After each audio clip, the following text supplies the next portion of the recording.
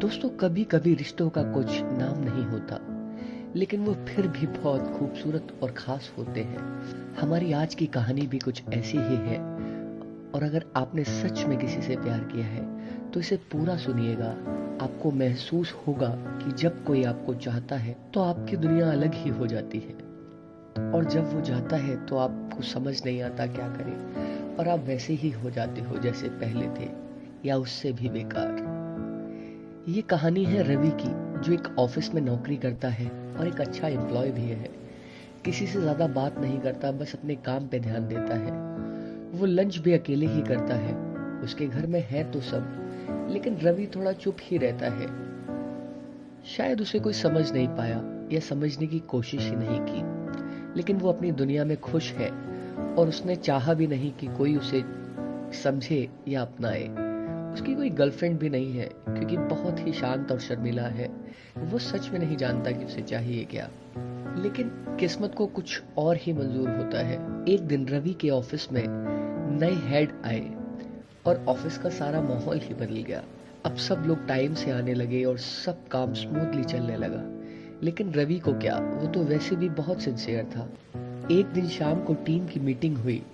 Meeting में team के नए हेड, जिनका नाम सैम है, वो करीब 50-52 साल के होंगे, लेकिन देखने से बिल्कुल भी नहीं लगता था। वो बिल्कुल जवान ही लगते थे। हाँ, हल्की हल्की मूछें सफेद थी, जिन्हें वो ट्रिम नहीं करते थे, और उनमें बहुत खूबसूरत लगते थे। बाकी वो जिमिंग करते थे और उन्होंने अच्छी बॉडी बना रखी थी। उन्होंने रवि को मीटिंग के बाद रोका और बात की। रवि ने पहली बार ऑफिस में किसी से बात की। आज वो थोड़ा कॉन्फिडेंट लग रहा था। अगले दिन जब रवि लंच कर रहा था तो सैम वहां आए और पूछा कि क्या मैं ज्वाइन कर सकता हूँ। तो उसने हाँ में सर हिला दिया, और फिर वो लंच करने लगे। एक सीनियर का इस तरह से बिहेव करना रवि को थोड़ा अजीब लग रहा था, लेकिन वो कुछ कर नहीं सकता था, इसलिए चुप ही रहता था। धीरे धीरे वो साथ में लंच करने लगे, और अब रवि को सब नॉर्मल लगने लगा था। वो सैम के साथ अब स्मोकिंग ब्रेक पर भी जाता था। तब सैम ने उसे बोला कि पूरे दिन डेस्क पर रहते हो, कभी नीचे भी घुमाया करो। तो उसने हंस के टाल दिया। अगले दिन जब रवि लंच करने गया तो सैम नहीं आया। ये रवि को अच्छा नहीं लगा। उसने सैम को कैबिन में तो देखा था। सैम जो चाहता था वो हो ही गया था। रवि ने लंच के लिए मैसेज किया तो सैम ने रिप्लाई नहीं किया। वो स्मोकिंग ब्रेक पर भी अकेला होकर आ गया। अब रवि डर रहा था कि कोई बात तो नहीं हो गई, क्योंकि सैम सीनियर भी था, और अब रवि को उसके साथ टाइम स्पेंड करना अच्छा भी लगता था। अगले दिन जब रवि ऑफिस पहुंचा तो उसने देखा सैम अपने कैबिन में ही है। वो डेस्क पर बैठ गया और काम करने लगा, लेकिन उसे सब ठीक करना था और काम में उसका मन भी नहीं लग रहा था। वो अपने आप को कंट्रोल नहीं कर पा रहा था। तो सीधा सैम के कैबिन में गया और डायरेक्ट बोला कि क्या हुआ, कुछ दिक्कत है क्या। सैम ने बोला, तुम ठीक हो। रवि ने बोला, हाँ मैं तो ठीक हूँ, लेकिन आप मुझे इग्नोर क्यों कर रहे हो। सैम ने उसकी तरफ देखा तो उसे रवि की आंखों में उसके लिए अजीब सा प्यार दिखा, और सैम का जादू मानो चल ही गया था। सैम रवि से मन ही मन प्यार करने लगा था। सैम ने बोला, मुझे तुम पसंद हो। तो रवि ने कुछ नहीं बोला और वहां से चला गया बिना रिप्लाई किए। वो जब लंच कर रहा था तो सैम वहां आया और वो साथ लंच करने लगे।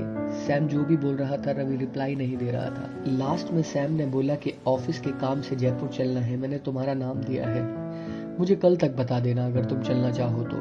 रवि ने कहा ठीक है, और सैम लंच करके चला गया। रवि रात को जब घर पहुंचा तो वो बहुत कंफ्यूज था, लेकिन उसे सैम के साथ रहना अच्छा लगता था। और अब तो सैम ने डायरेक्ट लव यू बोल दिया था, जिससे रवि और कंफ्यूज हो गया था। लेकिन वो उसका सीनियर था और ऑफिस में काम भी करना था, तो उसने कहा काम तो करना ही है, ऐसा करता हूँ चला जाता हूँ। अगले दिन उसने सैम को मेल कर दिया कि वो जयपुर जाना चाहता है। सैम बहुत खुश हुआ। फिर मंडे को वो दोनों जयपुर निकल गए। अभी वो दोनों आपस में ज्यादा बात नहीं कर रहे थे, बस ऑफिस की ही बात हो रही थी। शाम को मीटिंग ओवर हुई तो दोनों ने पार्टी अटेंड किया और डिनर किया, और दोनों ने 2-2 ड्रिंक्स ली और रूम में चले गए। सैम ने रवि को उस दिन के लिए सॉरी बोला तो रवि ने कुछ नहीं बोला, बस सुनता रहा। सैम ने कहा कि तुमने मुझे माफ नहीं किया, तो रवि बोला कि नहीं ऐसा कुछ नहीं है। सैम बोला कि अगर माफ कर दिया तो एक एक ड्रिंक हो जाए। रवि ने कहा नहीं, उसे जल्दी चढ़ जाती है तो वो ज्यादा ड्रिंक नहीं करता। मगर सैम नहीं माना और उसने 2 पैक बनाए और रवि को दिया। फिर उन्होंने आराम से पिए। फिर वो आराम से ड्रिंक करके बातें करने लगे। अब रवि को हल्का सा सुरूर हो गया था और उसका कॉन्फिडेंस भी बढ़ गया था। सैम ने बोला, क्या सोच रहे हो? तो उसने कोई जवाब नहीं दिया। फिर सोच के बोला, I love you too. Sam के तो मानो होश उड़ गए हो। सैम ने उसे अपनी तरफ खींचा और कहा, दोबारा बोलो। तो उसने कहा, आई लव यू। सैम ने उसे एक लंबा किस किया और फिर वो दोनों हंसने लगे। अब सैम बहुत हल्का फील कर रहा था, मानो जैसे कि कोई बोझ उतर गया हो। उसने रवि को कहा, तुमने तो मुझे डरा ही दिया था यार। फिर दोनों मुस्कुराए और एक दूसरे को हग किया। अब सैम ने लाइट्स बुझा दी थी और रूम में साइड टेबल पर एक बहुत हल्की सी लाइट जल रही थी और वो दोनों आराम से एक दूसरे से लिपट कर लेटे हुए थे। कभी एक दूसरे को चूमते तो कभी गले लगाते। आज पहली बार रवि इतना खुश था। उसने सैम को कहा कि शुक्रिया मेरी लाइफ में आने के लिए। फिर दोनों ने एक किस किया और दोनों एक दूसरे में खो गए। फिर वो लिपट कर सो गए। सुबह हुई तो सैम उठ चुका था और उसने ऑलमोस्ट पैकिंग कर ली थी। रवि उठा और सैम को देख के मुस्कुराया। सैम ने कहा, पैकिंग कर लो, फिर ब्रेकफास्ट करते हैं। ब्रेकफास्ट के बाद वो वापसी के लिए निकल गए और एयरपोर्ट से रवि अपने घर चला गया और सैम अपने घर। अब रवि बहुत खुश था। अगले दिन जब वो ऑफिस आया तो उसे पता चला कि सैम का ट्रांसफर हो गया है और वो उसका लास्ट ट्रिप था। रवि को सैम का एक बड़ा सा मैसेज आया जिसमें उसने रवि को सॉरी बोला और अपने पास बुलाने का वादा किया। रवि ने मैसेज देखा तो उसके चेहरे पर स्माइल और आंखों में आंसू थे। उसे ऐसा फील हो रहा था कि उसके साथ धोखा हुआ है, लेकिन सैम के मैसेज को देखकर उसको थोड़ी तसल्ली भी थी। अब वो ऑफिस में किसी से बात नहीं करता था और सैम के मैसेज का इंतजार करता था। तो गाइज, आपको ये कहानी कैसी लगी हमें कमेंट में बताइएगा और हमारे चैनल को सब्सक्राइब करिएगा। अगर आपकी भी कोई कहानी है जिसे आप हम तक पहुंचाना चाहते हैं तो हमें मेल कीजिए heartfeltkahani@gmail.com पर। शब्बा खैर।